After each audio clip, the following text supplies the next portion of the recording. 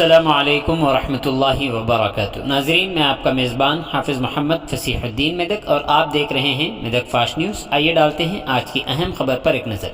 MLA Malkajgiri mister माइनमपल्ली Hanumantrao ने आज ज़िले मेदक के नारसिंगी मंडल के ज़ब्त शीनूर का दौरा करते हुए वहां पर कांग्रेस पार्टी के गड़प्पा गड़प्पा प्रोग्राम में शिरकत की।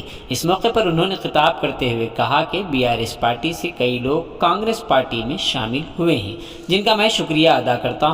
उन्होंने इल्ज़ाम आयद करते हुए कहा कि मेदक से अभी तक कई एक दफातर को सिद्दीपेट मुंतकिल कर दिया गया है और तरक्की के नाम पर यहां से करोड़ों रुपयों का गबन किया गया है। उन्होंने कहा कि आने वाली हुकूमत कांग्रेस की है और अवाम इस मरतबा इंतखाबात में ज़रूर बीआरएस पार्टी को सबक सिखा कर रहेगी और कांग्रेस पार्टी को इख्तिदार हासिल होकर रहेगा। इस मौके पर उनके हमराह कांग्रेस पार्टी के कई कायदीन शरीक रहे।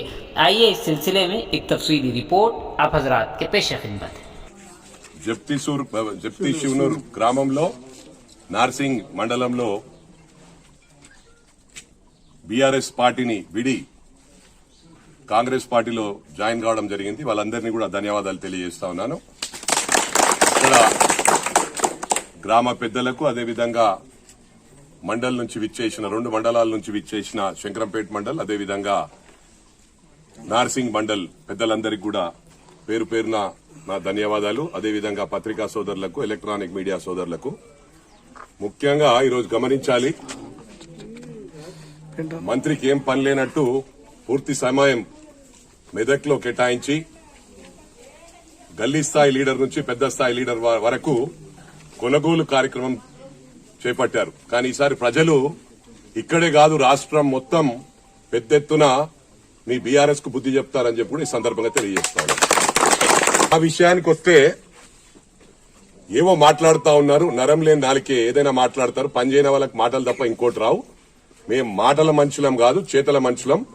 ఒకటి గమనించాలి, ఈ ఉమ్మడి రాష్ట్రంలో ఉన్నప్పుడు కూడా ఏ విధంగానైతే రామాయంపేట మెదక్ కాన్స్టిట్యున్సీలో నేను కార్యక్రమాలు చేశానో ఈ 2 రాష్ట్రాల్లో కూడా ఎవరు కూడా చేయలేరు సొంత డబ్బులతోనని చెప్పి ఈ సందర్భంగా తెలియజేస్తాను.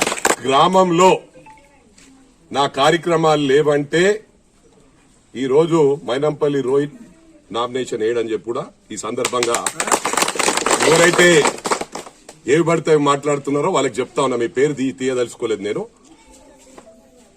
ప్రభుత్వం దిగినాక ప్రజలే మీకు ఏ విధంగా బుద్ధి చెప్పినరో మీకు తెలుస్తుంది, మీరు రియలైజ్ అవుతారని చెప్పి సందర్భంగా తెలియజేస్తున్నా. ప్రతి గ్రామంలో నా కార్యక్రమాలున్నాయి. అదేవిధంగా తెలంగాణ రాష్ట్రం కోసం ఉద్యమం చేసే సమయంలో డెవలప్మెంట్ అంతా ఆగిపోయింది, కానీ నా సత్తాతో నేను ఇక్కడ డెవలప్ చేశాను. ప్రతి గ్రామంలో నా బోర్లున్నాయి, ట్యాంకులున్నాయి. ప్రతి ఒక్కరికి మీరు ఏ విధంగానైతే వాళ్ళ దప్పులు పంచారో ఆ రోజే చేస్తా అని చెప్పి కూడా మీకు ఈ సందర్భంగా తెలియజేస్తాను. ప్రజల డబ్బులు ఏవైతే ప్రజల దగ్గర దోసుకున్నారో ప్రభుత్వం డబ్బులు కూడా మా డబ్బులే. అవి ఇష్టారాజ్యంగా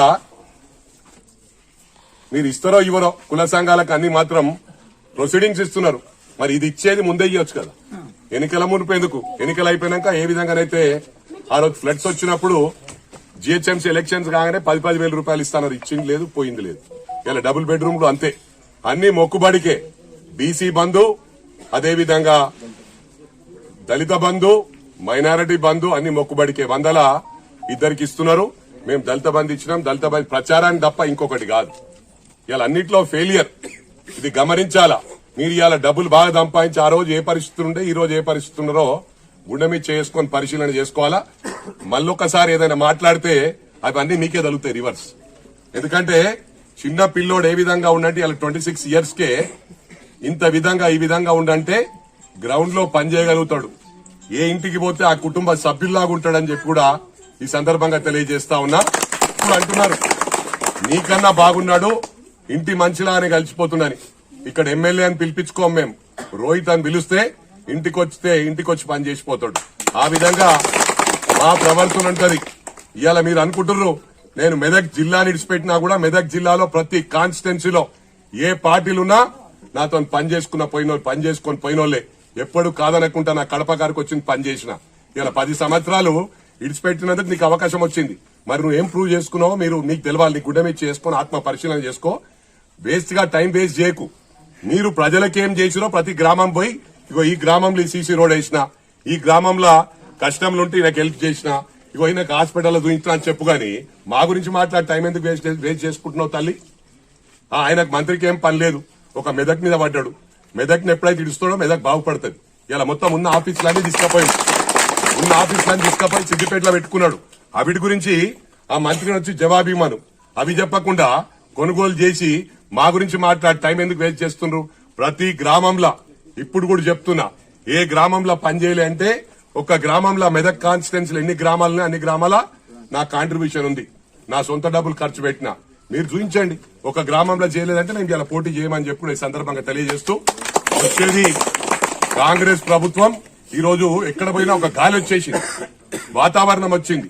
అరే ఇచ్చింది సోనియా గాంధీ కానీ బాగుపడ్డారు వీళ్ళు.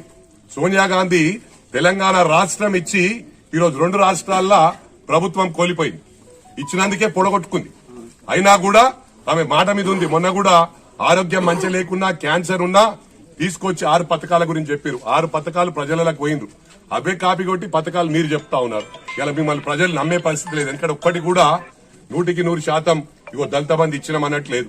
ఒక గ్రామంలో ఇస్తారు, లేకపోతే మీ సొంత కాన్స్టిట్యున్సీలలో మాత్రం విచ్చలవిడిగా ఇంటింటికి ఇస్తారు. ఇదేం న్యాయం? ఇది ప్రభుత్వం అంటేనే మా పైసలు, మేము ట్యాక్స్ కడితే ప్రతి మనిషి మీద అప్పు ఉంది 1,00,000. మీరు ఇచ్చేదేంది? ఇప్పుడే ఒకరు చెప్తున్నారు, ఈ పార్టీలు తిరుగుతున్నందుకు సీఎం రిలీఫ్ ఫండ్ వస్తే కూడా వాపస్ తీసుకుపోయింది చెక్కు. అటువంటి పరిస్థితి మీ అంత దిగజారి ప్రవర్తిస్తా ఉన్నారు. బ్లాక్ మెయిల్ రాజకీయాలు, మీ ఆటలు దాగా ఈ ప్రజలు గ్రహించారు. ప్రజలు సైలెంట్ గా వస్తే ఇయ్యమని చెప్పి చెక్ తీసుకుపోయింది వాపస్. ఇది ఎంతవరకు? ఇది అయిపోయినాక తప్పకుండా దీని మీద యాక్షన్ ఉంటది. ఏ విధంగా తీసుకుపోయినా వాళ్ళతో స్టేట్మెంట్ ఇప్పించి కేసు బుక్ చేయించి ఇటువంటి ఎవరెవరు అక్రమ కేసులు బుక్ చేపిస్తారో ఆ పోలీస్ వాళ్ళు కూడా సస్పెండ్ చేపిస్తా. మా ప్రభుత్వం వస్తుంది, జాగ్రత్త బిడ్డ అని అందరికి చెప్తున్నా. ఎందుకంటే 99% 99.9% పోలీస్ డిపార్ట్మెంట్ గాని ఎక్కడ గాని ఈ ప్రభుత్వం మీద విరక్తి చెందిండ్రు. ఒక్కరికే ఎవరికైతే ఇప్పుడు ఏ విధంగానైతే క్యాంప్ ఆఫీస్ లో కొంతమంది లబ్ధి పొందుతుర్రో ఉద్యమకారులు ఆగమైపోయారు. ఇలా అన్ని పార్టీలు ఆగమైపోయినాయి, ప్రజలు ఆగమైపోయారు, ఉద్యోగ సంఘాలు ఆగమైపోయినాయి. ఇలా నమ్ముకున్న వాళ్ళందరూ ఆగమైపోయారు. కాబట్టి ఒకటి గుర్తుంచుకోండి, 0.1% ఎవరికైతే మీరు న్యాయం అంటే వాళ్ళకి ఇచ్చిన వాళ్ళకే పోస్టింగ్లు ఇచ్చి వాళ్ళని బాగా ఇచ్చేసినో వాళ్ళని తెచ్చి ఇలా పెట్టి మా కార్యకర్తలను ఇతర పార్టీలను బీజేపీ గాని ఇటు కాంగ్రెస్ గాని హరాస్మెంట్ చేస్తా ఉన్నారు. తప్పకుండా ప్రజలు మీకు పెద్ద ఎత్తున బుద్ధి చెప్పనున్నారని చెప్పి ఈ సందర్భంగా తెలియజేస్తూ, చేతి గుర్తుకే మన ఓటు. సోనియా గాంధీ గారి నాయకత్వం, గారి నాయకత్వం, రేవంత్ రెడ్డి గారి నాయకత్వం, మనందరి నాయకత్వం. చేతి గుర్తుకే జై కాంగ్రెస్, జై జై కాంగ్రెస్.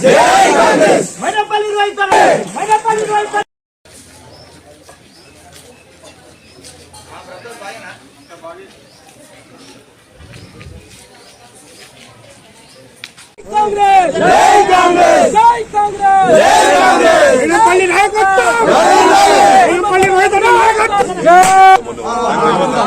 అలా గుడికరా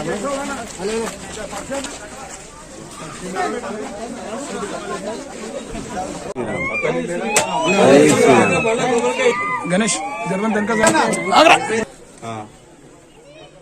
ఓకే చైన్ ఒప్పుందన్న చైన్ రైట్ నువ్వు డ్రాపా రాజిరెడ్డి రా ఇంతమంది కొడుకులు నేను చేపిస్తాను.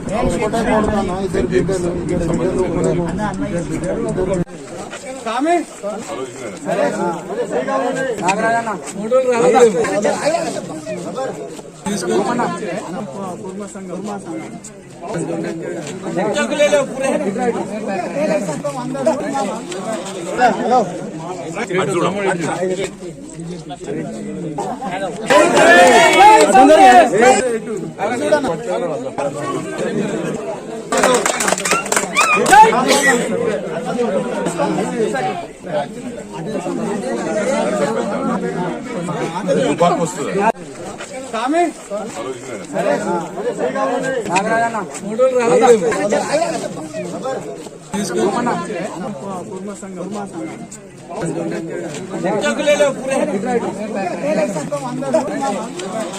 హలో అది చూడు.